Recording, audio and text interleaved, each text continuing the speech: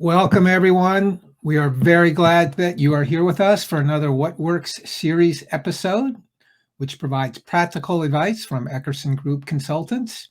We meet almost every Friday to talk about what works in the trenches for data and analytics. We have an illustrious group of folks that I will interview during these episodes. Most of them are Eckerson Group consultants. We are very lucky today to have Brad Schwartz, longtime veteran of Intel's data and analytics ecosystem, to talk about intentional leadership. I'm very interested to hear what he has to say about that. And then you can see going forward, we have the art of data evaluation with Sean Hewitt, effective ways to turn analysis and insight into action with Rich Fox, data literacy 2.0 with Josh Reed, and data zones for all consumers, data architecture session by Carlos Bossi. And a few weeks ago, we talked about the lost art of data modeling with Dave Wells. So it's quite a lineup of folks who've spent their professional careers largely in the trenches of the data analytics area and are now happy to share with you the secrets of success. So if you don't know about Eckerson Group, we specialize in data and analytics. It's all we do. We are global thought leaders as well as consultants. So we write a lot of reports and do a lot of webinars. As consultants, we create highly tailored solutions. And all of our consultants are senior consultants with, I would say now, 25 plus years of experience. We work with a lot of companies of different sizes and different industries across the globe. And most importantly, we listen carefully, synthesize accurately, and collaborate deeply with our clients. These are the areas that we focus on in consulting, mostly strategy and design.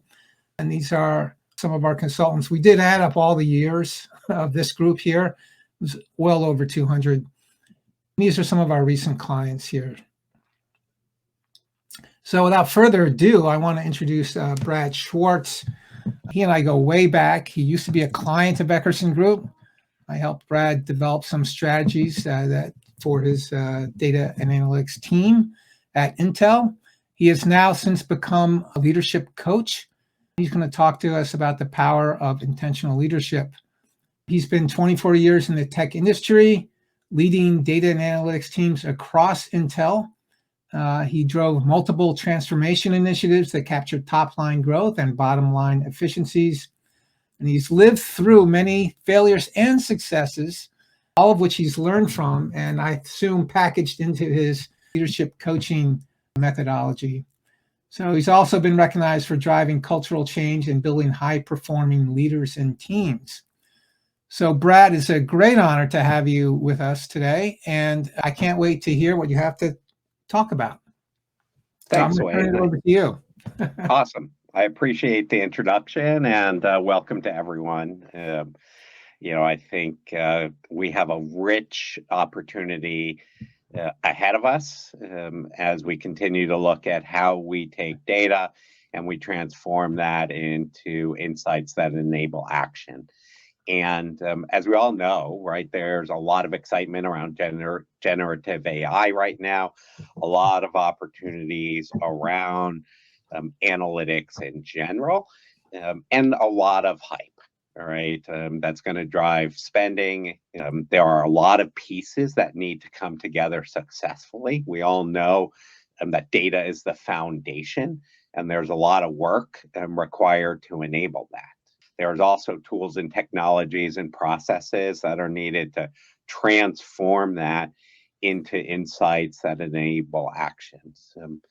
And yet, despite the fact we all know this, and despite the fact that we've been working on transformation initiatives for a long time, a material amount of them still fail to deliver value.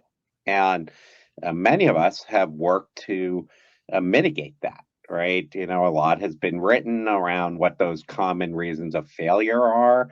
Whether it's the methodologies, and so we've shifted towards agile, whether it's, the different technologies, so how do we enable that?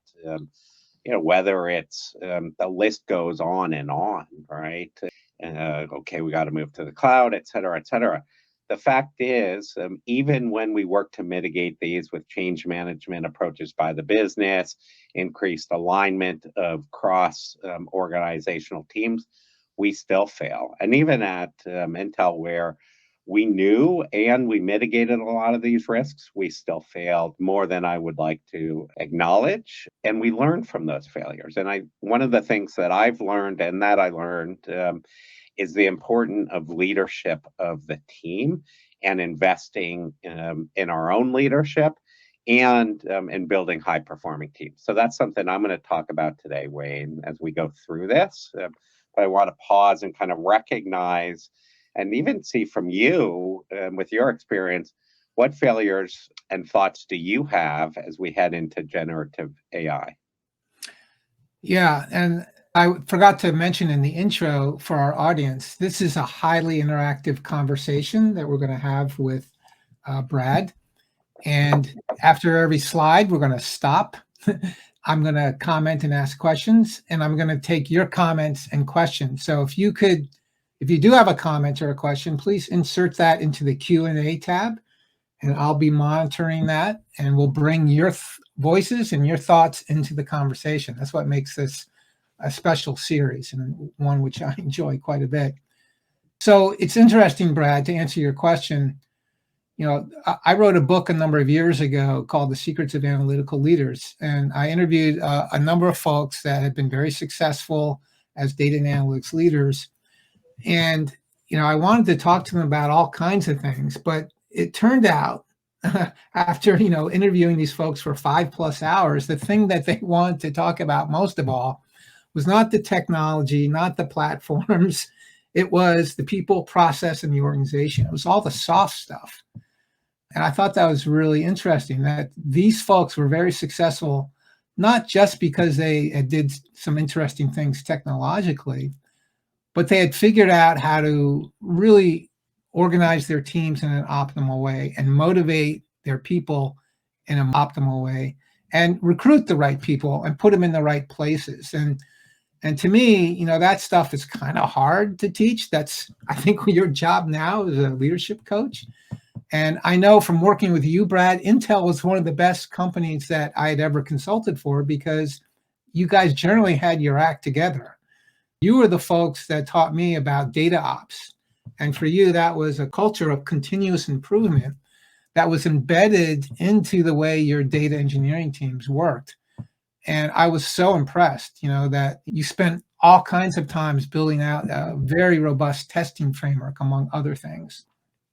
And you spent a lot of time. In fact, the most impressive thing I saw on your data engineering team was that they spent one sprint out of every 4 doing a debriefing. And that debriefing was, what problems have we run into, and how can we improve in this area and go faster and deliver better quality? And it sunk into me that is very courageous, to take one sprint out of 4, 2 weeks out of an 8-week period of development, and devote it to looking back at what you did right, what you did wrong, and how to improve. And so I've learned as much from you and your teams as anyone else.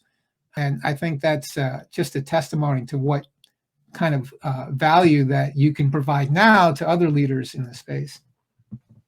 Well, thanks, Wayne. And definitely that was something that, we focused on is those learnings, and how do we kind of incorporate those in, and how do we improve and reduce our tech debt, improve the technologies. I'm curious, are we getting any questions in, or should we move to the next slide? Not yet. People, it always takes them a little while to warm up. But folks, if you do have a question or a comment, please insert it into the Q&A tab.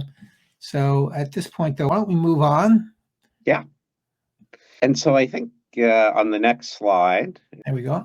One of the things that I did learn, particularly as Wayne called out, it was a culture that we built within our team, and some of it came naturally, and some of it came through intentional investment. Was the importance of managers and building teams, and the importance of building a high performing team. And I think, the data is pretty clear out there, and probably most of you are aware of this. The comment that people leave managers, not companies, when there's not a huge dollar increase, right? And so if you look at the data from McKinsey, people leave, uncaring leaders, unsustainable expectations, a perception of lack of growth. And the reality is that as managers and leaders, we play a key role in that. And one of the things that I've found is that as technical leaders, a lot of us have focused on, kind of horizontal skill development, whether it's the latest technology, whether it's, a different methodology. And we haven't invested the same level of effort into growing as a leader with some of those power skills. And the impact of that intentional learning, because all of these leadership skills can be learned, is that employees are more engaged, 3x. They're more likely to innovate, 2x. And 2x more likely to delight customers, right? So effectively delivering value, right? So when we look back at those failure rates that we talked about, my premise is effectively that it's great to invest in change management for the organization. It's critical. You need to invest in your data. You need to invest in your processes. And you need to invest in building high-performing teams and building high-performance leaders. And often, unfortunately, we're not making the level of investment that's necessary to get the business results we expect and capture the value of the transformation. What do you think is the biggest mistake that data and analytics leaders make when managing their staff that would lead to some of these poor results that you're showing here on the left? Yeah, I mean, I think it's very easy. Again, I don't know that there's a singular answer for that. It depends on the leader, right? One of those is being a little too tell-oriented and not asking enough questions, right? So if you think about being a technical leader, being rewarded for success through the results in the work that you do. Now it's stepping back and not necessarily providing the answer for your employee, but asking them questions and empowering and enabling them, removing their roadblocks. I think another big challenge is not, being able to have those straight talk conversations, right? Difficult conversations are not easy for any of us. And so learning some of the skills around that to drive the accountability and or to partner up with the stakeholders and have, the straight talk conversation about are you actually going to adopt this matters a lot. Yeah, it's interesting. I was listening to an Adam Grant podcast the other day, and the guest that he had on, whose name I can't remember, ran a workshop for new tech CEOs under the age of 30. And one of the things that they advised them on that most of them were terrible at was their ratio of statements to questions. Mm-hmm. And, when they started, these folks felt that they had to be the know-it-alls and they had to just give orders and tell people what to do and tell people what the vision was. And, they were counseled to, make that ratio less than 50-50, right? So basically ask a lot more questions than you make statements. And that made a tremendous impact on their ability to succeed and motivate their staff. Absolutely. I mean, it's certainly one thing to share out a vision, right? But as how do you get there? You get there through your team, right? And so how do you empower your team and give them the room to buy in, to that? So yeah, spot on, Wayne, and Adam Grant as usual. Yeah, no, he's great. One thing also that I've heard from his podcast is, what I would call active transparency. How do you get, because I think it's really important that employees feel comfortable, raising issues about things that they may not like in their boss or in their peers, right? Most people are unwilling to share things that are bothering them. And those things tend to then fester and they come out as cynicism or sarcasm or sabotage and can be really destructive, right, of your culture. Even one person can have a profound impact on the culture of a team. But it's really hard to get people to share. That people feel afraid to do that. They don't want to criticize their peers or their boss. They don't want to be punished, or fired. Do you have any recommendations for how to, have an open, transparent culture where people feel safe to talk about things that they're not liking or they don't feel aligned with the team or the company's mission? Yeah, no, that's a great question and so critical, right? To have that psychological safety and to build that psychological safety, right? In fact, I just blogged about that a couple weeks ago and put out a worksheet that you can use for psychologically assessing your own team as an example, and as a leader assessing the culture that you've created. My next slide actually talks about part of like, hey, what do we control in this, right? So, yeah, why don't we go to that?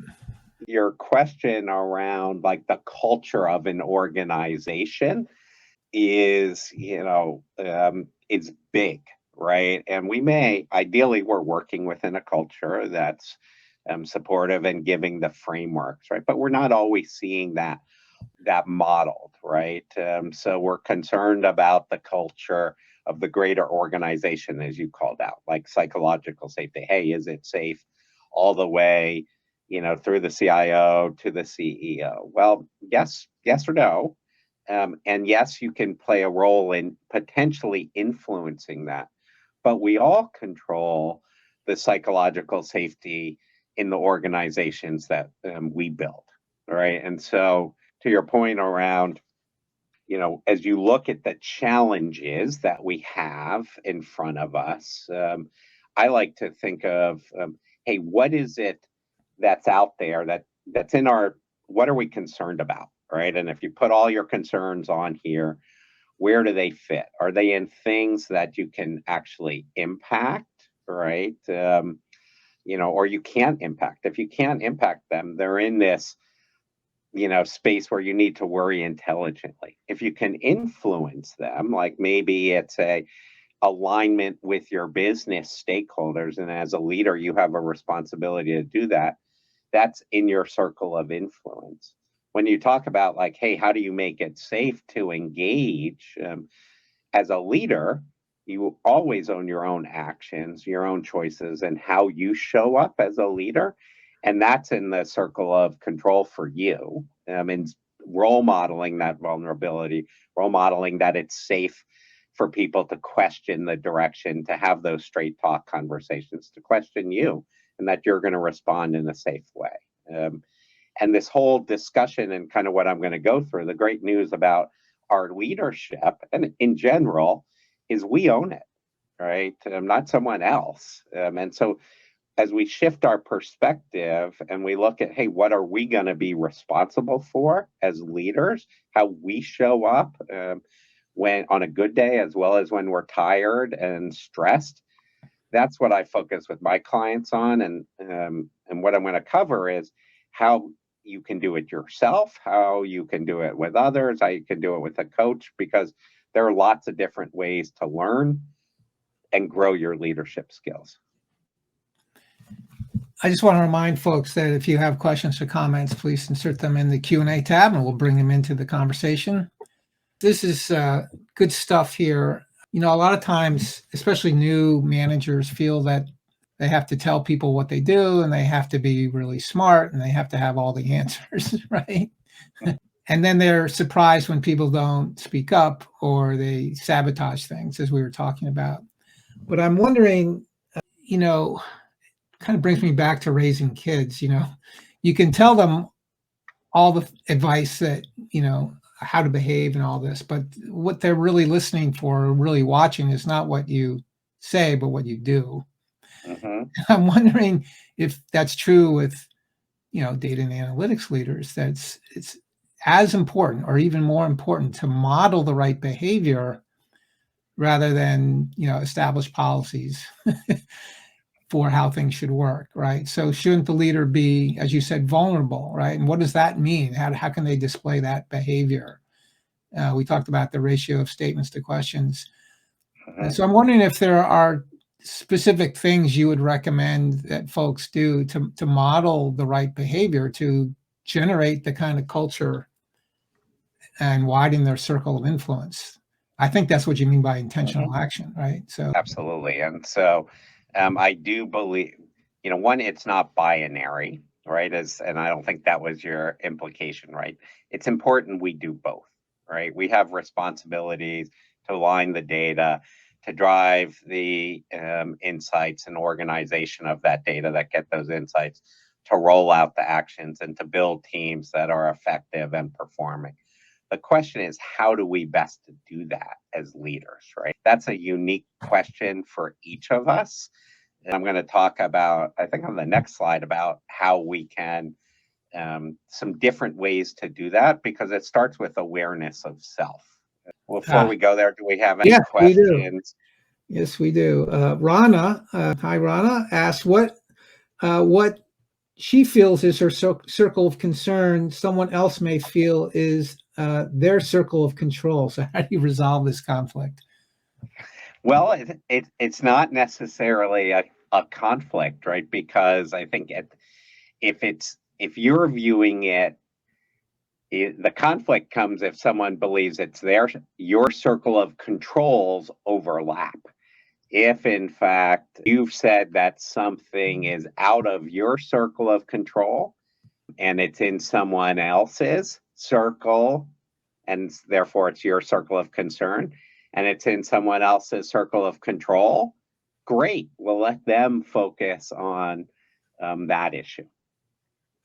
Yeah, and if you both feel it's your circle of control. Yeah, so that's a great question. If it's both your circle of control, which is often the case, right?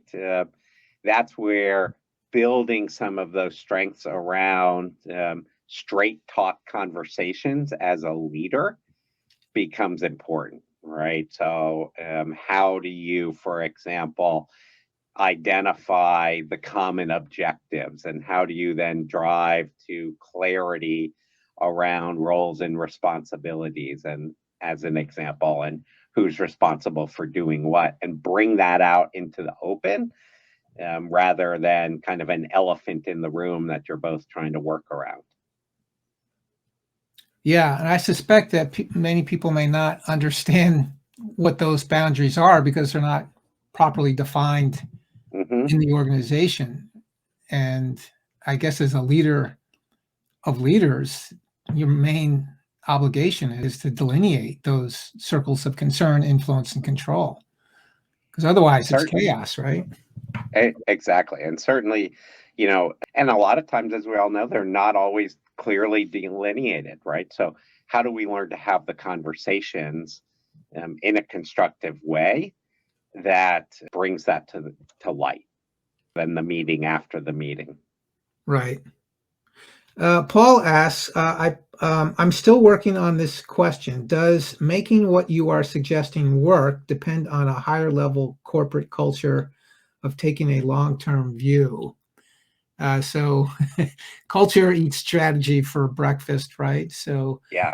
I would probably have to agree, but I'm just wondering if you have any suggestions for how to navigate that and create the culture that will delineate these circles. Yeah. So I think, if you think about the larger organizational culture, we're all operating, within that, right? And we have choices first of how are we going to show up in that, right? So let's say there's a huge values clash and you're in a space that you find personally demotivating, where you don't align with it, and you have a choice, right? Back to, we always control our choices. You can choose to operate in that culture. You can choose to opt out and go to another company, as an example, right? You don't need to fall victim to it. And I'm not implying that the person asked is, right? But what we can do is step back and say, well, hey, there's some broader organizational issues. Maybe how IT is operating, vertical, horizontal, some of the tension points are not as clear. But what can we do within your area that you are responsible for to improve that? What relationships can you be building at your level that improve some of that dysfunction that may be operating around you? That's how I kind of look at this, is like back to, hey, what can we do about that? And we can do something, at least at our own level, and recognize that some of the rest is noise, and maybe we just have to wait for that to settle out. That's kind of how I've experienced it. I don't know if that answered the question or not. Okay. Well, Paul, if that did not, please add another question. Why don't we move on? There's good sets of questions coming in. Keep them coming. We'll keep adding them to the conversation.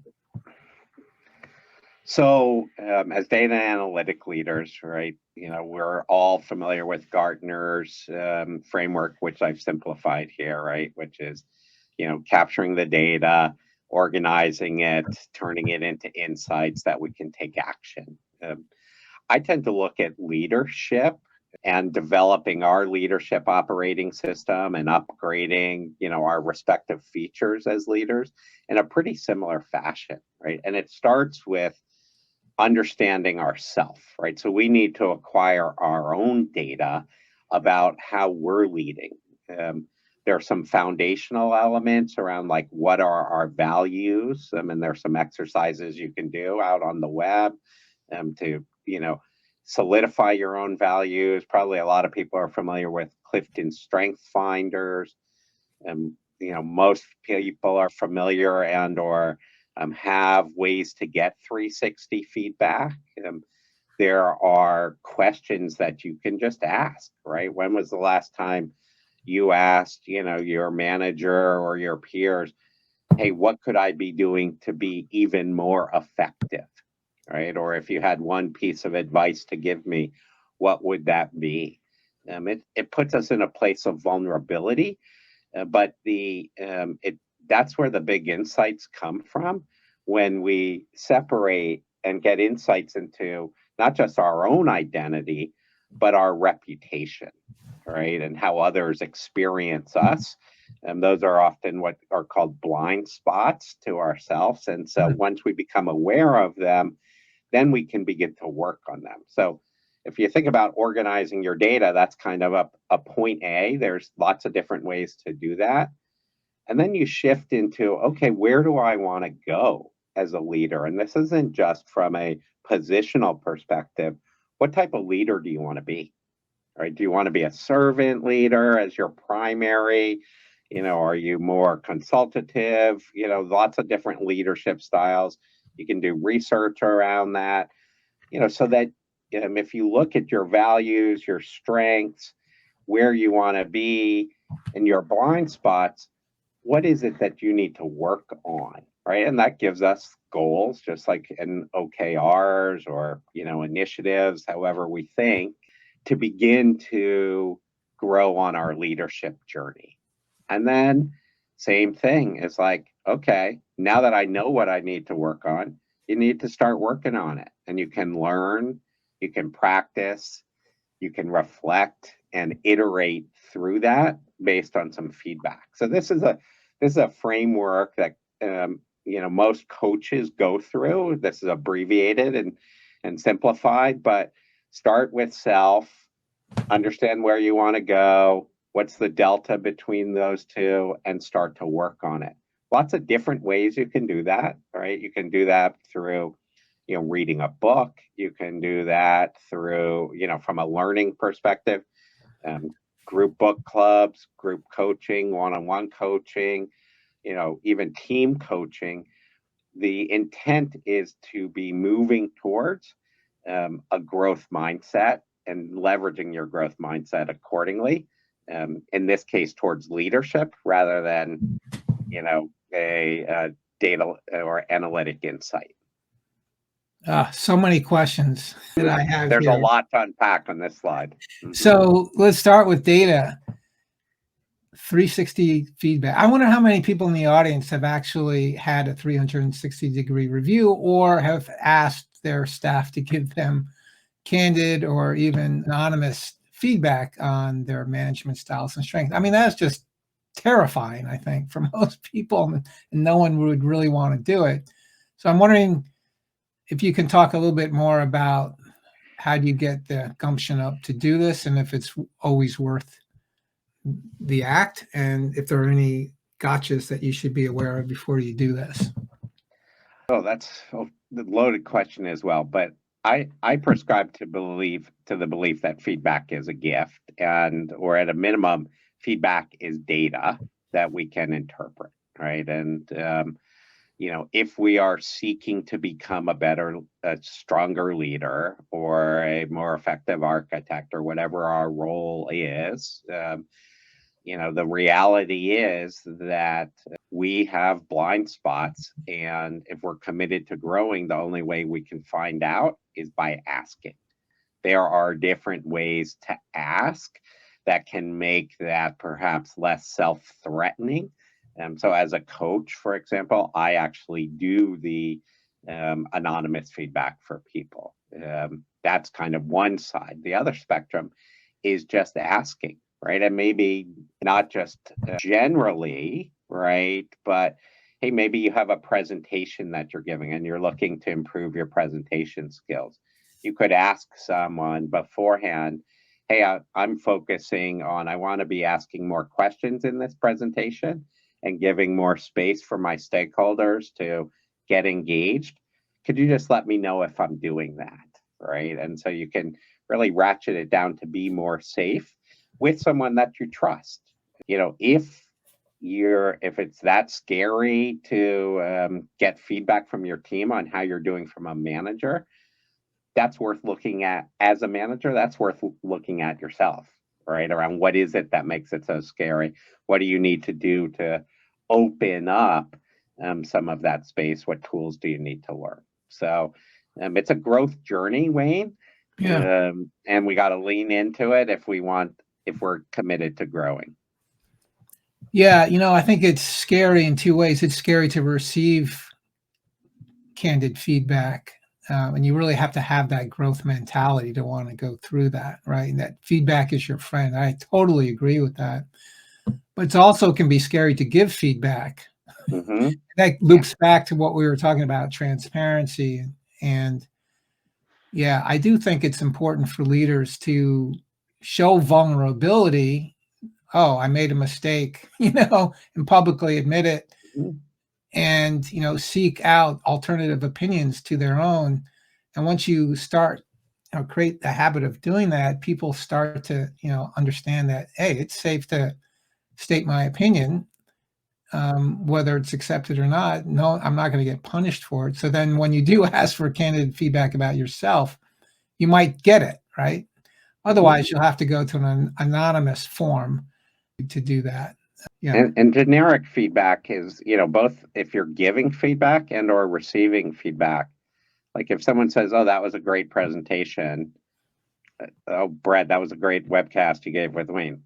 What was great about it? So one of the techniques that I teach, and again, that's out there, there are lots of different feedback frameworks, right? So yes, it's scary and yes, it's hard, but you can look up SBI, specific behavior impact based, as an example, and learn how do you, if you haven't learned, right? Again, as a leader, maybe a technical leader, you haven't had the practice yet.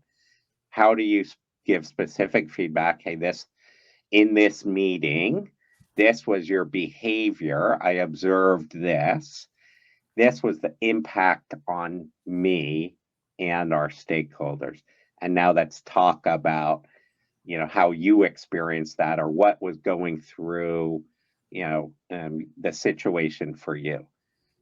Reality is that as leaders, if we're not providing that type of feedback, we're doing a disservice to the individual who wants to grow, as well as a disservice to our team who is experiencing some of that. So I think it's critically important. And this is where I go back to, as leaders, our responsibility, if we want, the innovation to occur, we want the engagement, we want career growth, is to become comfortable in these skills ourselves, role model safety around them, and grow accordingly. And I'll talk about how that shows up in teams as well, because it's one thing as individuals, it's also critical on teams.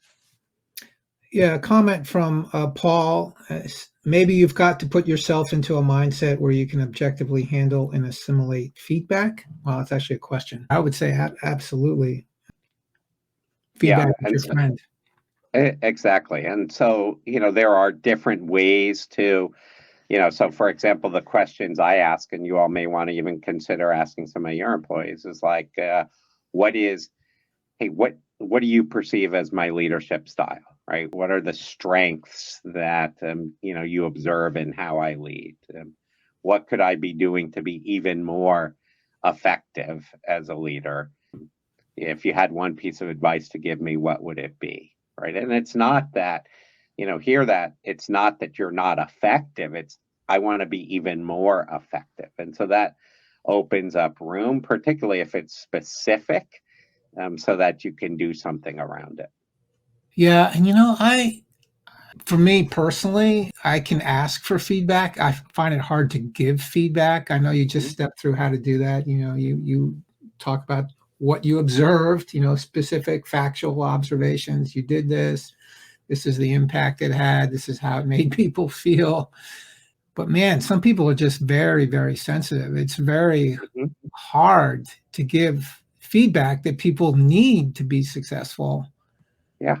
And I don't know if you could have any tips for me on that Well, one. I mean, I think it goes back to we need to learn, we need to practice, right? And so there's safe ways to practice. And we talk about AI these days, right? There are even like emerging AI frameworks that you can talk to, right, around a difficult conversation. And and there's some tools again on setting the stage, right, that demystifies this and makes it more comfortable. And the more you practice it, the more it becomes easier. I'm not saying it Yep. ever becomes easy, Mm. particularly if it's the more difficult feedback. But if you shift your perspective to what if you knew that, giving this feedback would help the person grow, would that make it easier for you, Wayne? Yeah, and I think that's the pivotal thing is Hmm. that if you give feedback in the spirit of wanting to help the person grow and it's genuine, it's meant to be helpful. It still may be misconstrued and misinterpreted, but you have a higher chance, I think, of succeeding. The person won't feel threatened because as soon as you start criticizing someone, they're gonna, or if someone even perceives that they're being criticized, they will be defensive, and you'll not get nothing will get through, right? Yeah. And so, it's important to, again, there are techniques to kind of understand that and to ask questions. What is it like? What are you experiencing right now as I share this with you, right? To open the space for conversation, right? And so those are the types of things I work with leaders on, as well as you can read a book. Crucial Conversations is a terrific one around feedback. Fearless Feedback is another great book, that's out there for the audience. Okay. Well, why don't we move on? I got just a few more slides to go. Awesome. So this is, we talked about kind of as individual leaders. I want to go back to the beginning where I shared, these transformation programs. We all, I think, can agree that, we're not capturing value as much as we intend at the beginning of them. And there are a lot of reasons for that. And some of those are mitigated today, some of them aren't. In my experience, one of the ones we under mitigate, in fact, I'm not sure I've ever seen a cross functional team or many cross functional teams come together and focus on building high performing teams beyond the upfront kickoff phase, right? It takes concerted effort, right? And so if you look at this example, this case study of an IT leadership team global, in the polar diagram there, they self-assessed using an assessment tool on the 14 vectors of high-performing teams. And 7 of those vectors around productivity, 7 of them are around positivity. And they noted that, hey, wow, as a team, we have a low level of trust in one another, right? Some of that's geo, some of that's silo mentality. We also are experiencing, a low level of constructive interaction together, and our decision making is really blurry. And those things are impacting our experience on this team. It's making it harder for us to be productive. It's making it harder for us to feel positive. And if you were to, we all know, most of us, I hope, know what it feels like to be on a high performing team. We certainly know what it feels to be like on a dysfunctional team, or at least I do, and probably most people know those two, have experienced that. These are the vectors that make that up. And so when you focus on improving them, and in this case, this team focused on improving their trust, right? They agreed that they wanted to improve their trust. And so they worked on that through some exercises over time, improving their decision making. They effectively improved, as measured by 6 months later, their trust, respect, their constructive interaction, alignment, decision making, and therefore increase their potential for higher productivity and positivity, right? These are the elements of the high performing team. And so it helped them, their intentional focus as a team, to deliver the transformation project through the hurdles, through the changes, through the who's doing what question that came up. This is my circle of control. This is mine. Well, no, let's have a constructive discussion around it. That's aligned who's accountable for what, rather than just leaving it unsaid or rowing around each other and breaking off into silos.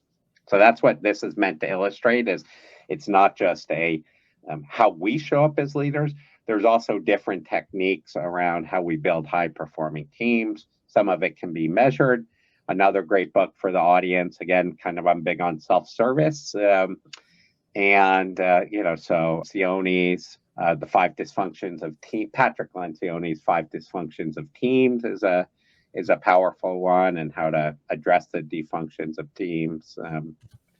There are a couple good books out there. So, and then of course on the other spectrum, there's team coaching or leader coaching on building high performing teams. So, a lot of value that can be added through intentionality of leadership, and that's really the theme of today. Is this your methodology? This is a methodology that I use for teams. It comes from Team Coaching International, specifically the assessment tool. Gotcha. Okay. Let's move on. We've got about 14 minutes.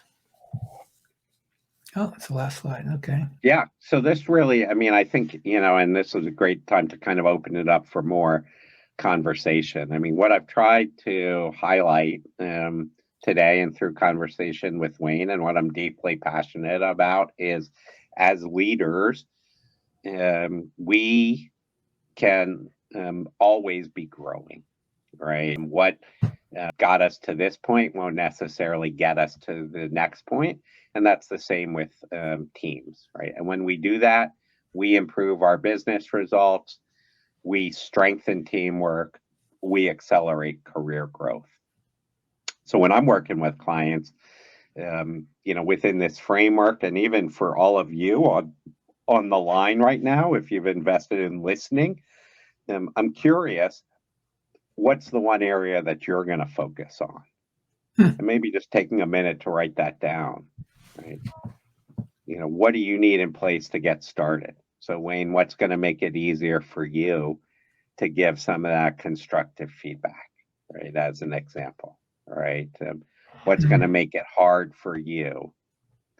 And just thinking about that, right? And then what's one small step that you can take as a leader, right? So, for example, I mentioned the SBI framework. We all know how to Google, right? What's getting in your way of going and investing a little bit more energy there, learning that, practicing it, maybe with a peer and a friend, or practicing it, reflecting on how that went, and continuing to strengthen that muscle as a leader. Maybe we can ask the audience to, people are putting comments in the chat, so I missed those. But maybe you in the audience, if you want to submit one area that you want to focus on, maybe we can address it generically here while we have time. Yeah, I actually wanted to, well, as I go through these other questions here that are in the chat, I want to ask you about mentorship. And should leaders have a mentor? And should that be a peer or should it be a coach like you?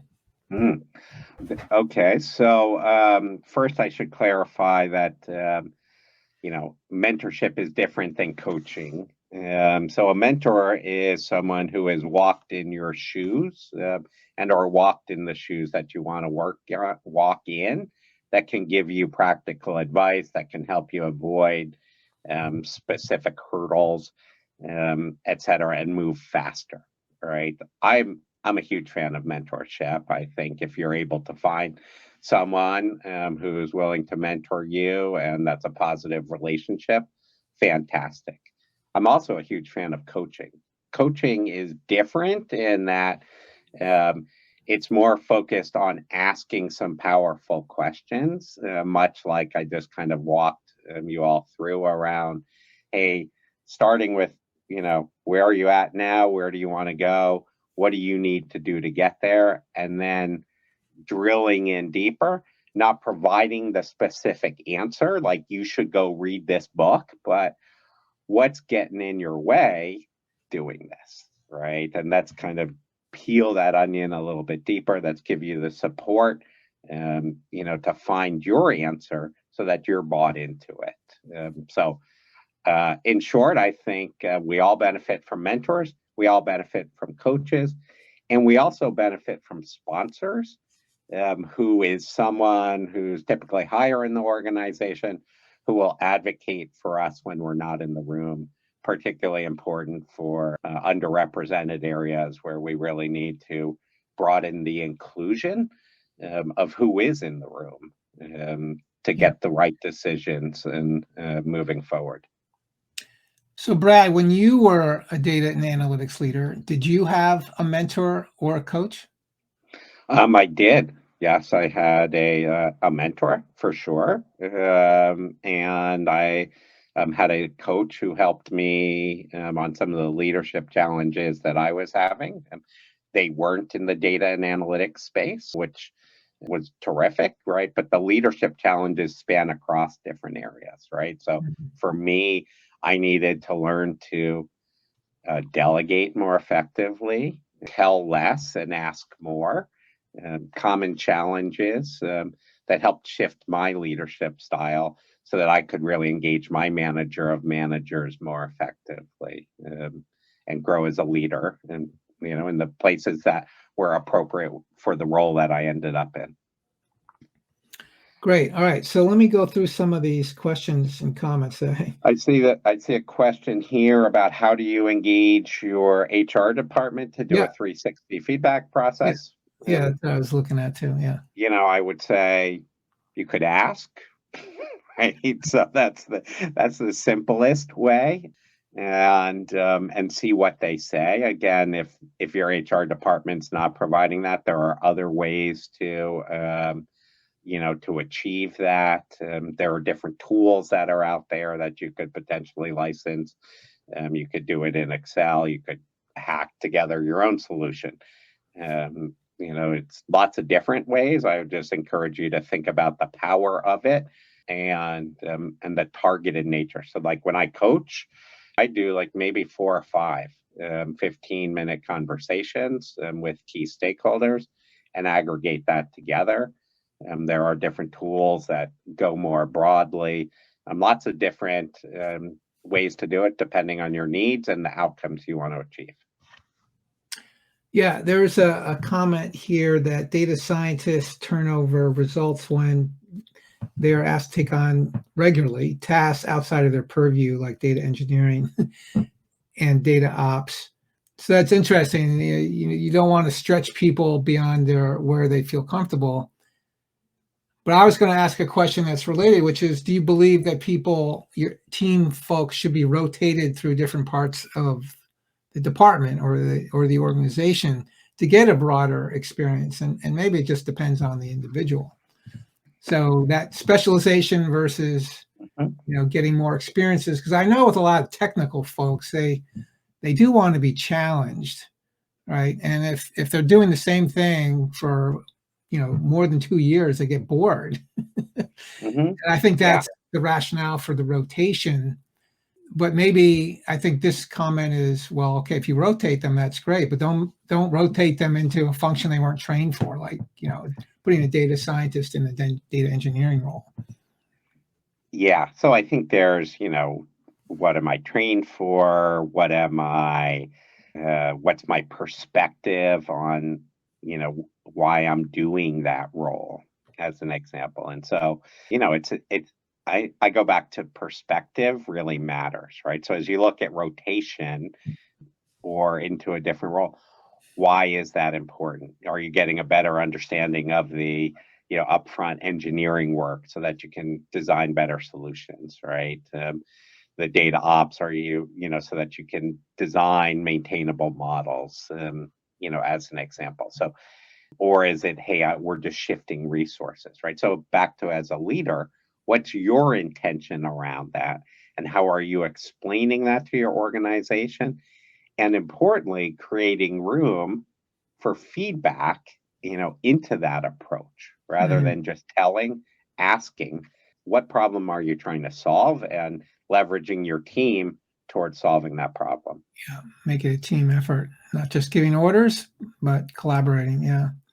So we've got 5 minutes. I think it might be helpful I don't know how many people in the audience have had a coach, but it might be good for you to tell people what that might entail if they are interested in that. So Sure. Like to a little bit more about you. I mean, you just became a coach last year. I mean, you were at Intel until what, a year ago? And you've been making transition. So I got certified as a coach 3 years ago, and I was doing that at Intel on top of running Intel's enterprise analytics organization. And then I left Intel at the end of January to pursue my passion and really expand my impact in helping technical leaders and their teams make simplistically, build a more humane work environment, and where we grow as leaders and where our teams thrive. Engagements vary. There is no cookie cutter, answer of what coaching looks like, at least not in coaching with me. It starts with a fit conversation, and getting a sense of kind of what that looks like and what goals. And I do offer those just from a consultative perspective on just, hey, let's sync up for a half hour and talk about what it could look like for individuals. And then based on that, we scope out an engagement that goes through that framework that we talked about, which is, where are you at now? Where do you want to be? What are you invested in getting there, right? So those goals that you're working on have to be, the benefits of those have to outweigh the cost of change. And then we celebrate and make sure we have a continued learning roadmap. So engagements typically last 3 to 6 months, and vary. Typically, they're picked up by a company's learning and development budget or a training budget as well, right? Because your company's investing in you to grow as a leader, so that you can increase employee engagement, drive the innovation, and facilitate career growth, as I called out earlier. So if someone's interested, absolutely feel free to reach out. You can find me on www.techleaderscoach.com or via Wayne, and we can go from there. Yeah, I forgot to mention at the outset that Brad is, in fact, we do this with all of our consultants. If you want to insert into the chat or the Q&A tab that you're interested in a free 30-minute discussion with Brad, be the first 3 to do that. Although I'm sure Brad wouldn't turn you down if there were 4, so or more. So that's an offer. I should have mentioned that at the outset, but you can obviously reach out to Brad through us at Eckerson Group or Tech Leaders Coach, as he mentioned. Another comment here. Quite surprising that coaching isn't a bigger thing. Can you imagine a high-performing sports team or person without a coach? Well, that's a great point. Yeah, we already have 2 people taking you up on this offer. About 3 people now. So you gain some takers on your 30-minute offer, Brad. Hey, absolutely. Well, it's a part of my next chapter is sharing what I've learned and really helping other leaders grow and expand their impact, both on how they experience work and grow their careers, and importantly, how their employees experience their leadership. Because we're all trying hard to deliver value and deliver results, and doing that in a way that feels good beats the alternative. Well, Brad, thank you so much for joining us today. It's very interesting and informative, and now you've got some people to talk to. So a good outcome for everybody involved. Fantastic. My honor. Thanks for having me, Wayne, and thanks everyone who listened in today. Hope you found some value in it.